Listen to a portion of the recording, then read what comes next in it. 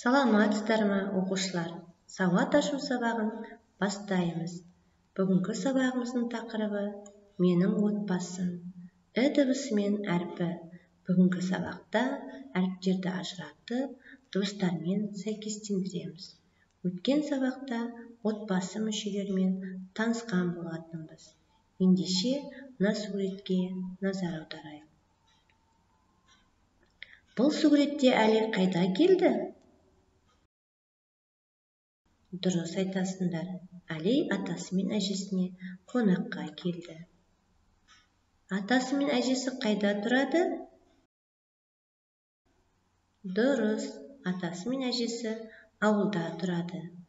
Әжесі Әлидің сүттен жасалған тағамның бірі ірімшікті жақсы көретінін білетін. Сондықтан ірімшік дайындап қойған болатын. Ал осы ірімшіктің неден дайындалатынын білесіңдер ме? Ірімшік қазақтың ұлттық тағамы. Ол негізінен сиырдың сүтінен жасалады. Алдымен сүтті ұйытады, сосын қайнатады. Қайнау жеткен соң қызыл күрең ірімшікті сүзіп алып кептіреді. Енді ірімшік сөзін буынға бөліп, неше дыбыс, неше әріп бар екенін анықтайық. Ірімшік. Әрине, ірімшік сөзінде 3 буын, 7 дыбыс, 7 әріп бар. Ірімшік сөзі қай дыбыстан басталып тұр? Дұрыс айтасыңдар, Ү дыбысынан басталып тұр. Ірімшік сөзінде Ү дыбысы сөздің басында, ортасында кездеседі. Оқушылар, мына буындар мен сөздерді бірге оқып, Ү дыбысы сөздердің қай бөлігінде айтылатынына мән берейік. Ілгіш. Ілгіш сөзінде неше буын бар? Дұрыс айтасыңдар. Ілгіш сөзінде 2 буын бар. Ілгіш сөзінде Ү дыбысы сөздің басында және ортасында кездеседі. Піл. Дұрыс айтасыңдар. Піл сөзінде 1 буын бар. Піл сөзінде Ү дыбысы сөздің ортасында кездеседі. Тиын. Дұрыс айтасыңдар. Тиын сөзінде 2 буын бар. Тиын сөзінде Ү дыбысы сөздің ортасында кездеседі. Жарайсыңдар оқушылар. Менімен бірге Ү дыбысын анық айтуға арналған тіл тарту жаттығуын айтып көрейік. К, айлакер, қу түлкі. П, тікенекті кірпі. Ін, жаңғақ жейді тиін. Іл, тұмсығы ұзын піл.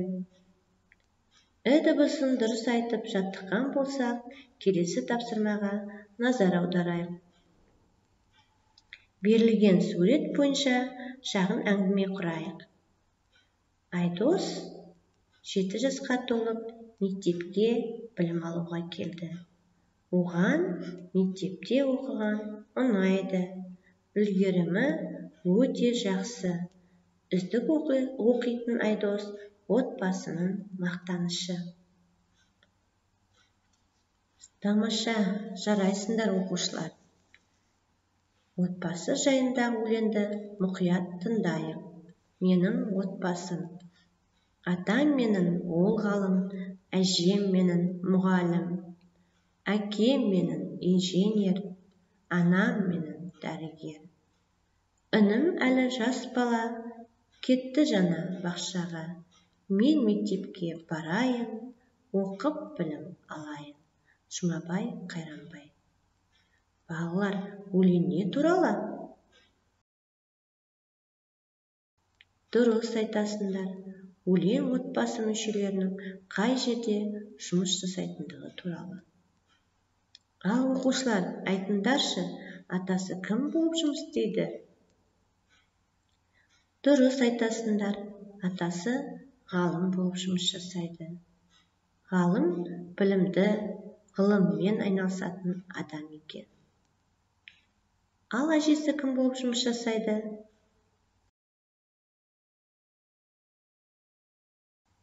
Иә, әжесі мұғалім, ұстаз лағатты есім.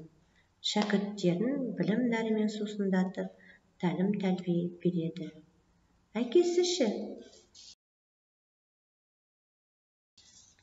Дұрыс айтасыңдар, әкесі қазіргі таңда елімізге қажетті мамандықтың бірі инженер қызметін атқарады. Инженер техниканың маманы. Анасы қандай қызмет жасайды екен?